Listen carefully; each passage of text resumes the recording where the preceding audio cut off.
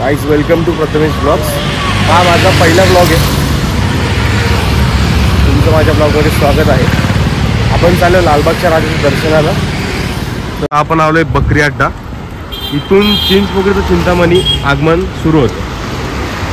हा खातूनचा स्पेशल कारखाना चिंतामणीचा। विनायक भाऊ लालबाग।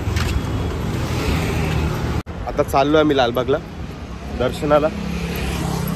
भाऊनी सेटिंग तर लावली आहे, बघूया किती वेळ लागतोय। पण कुर्त्यामध्ये आलो दर्शनाला आणि तुम्हाला याचा अवतार दाखवतो हा कसा आलाय। तू कुठे चाललाय? कुर्ता कुठे? कुर्ता जरा सांग ना किस्सा। फार मोठी स्टोरी आहे, नंतर करू। स्टोरी मोठी आहे, शॉर्ट मध्ये सांगतो।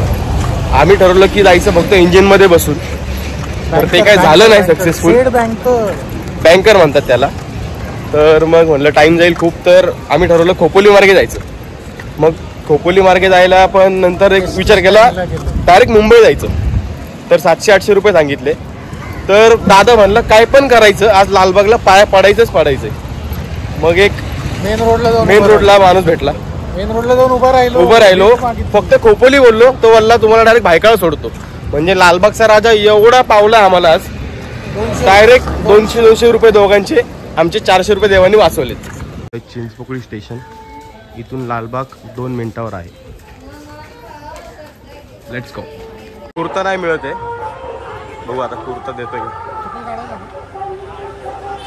खूप आहे। त्यात माझ्या भावाला कुर्ता सापडतोय, वरचा कुर्ता सापडतोय, खालचा लेहंगा कोण देत नाहीये, तर तो जरा उदास झालाय। बघू आता ट्रॅक पॅन्ट आणि टी शर्ट वरच त्याला घेऊन जातो।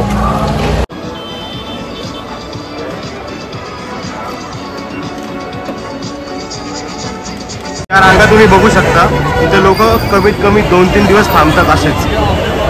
तेव्हा जाऊन कुठे त्यांना पायाचं दर्शन मिळतं लालबागच्या राजाचं। आणि आम्ही एवढं नशिबाने की VIP दर्शन 10 मिनिटात।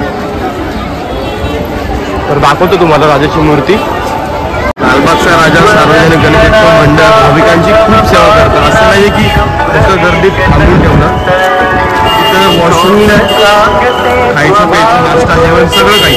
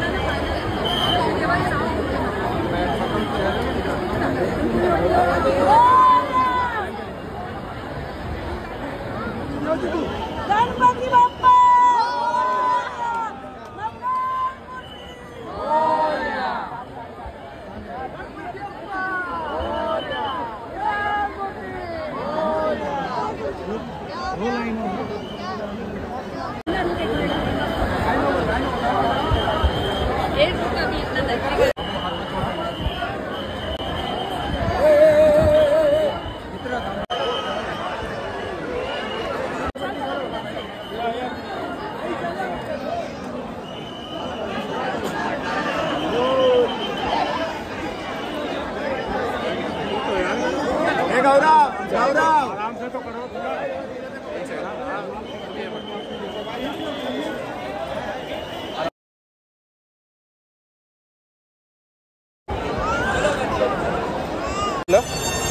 चरण स्पर्शन दर्शन तो पण टाकणार आहे व्हिडिओ मी ब्लॉग मध्ये, नक्की बघा।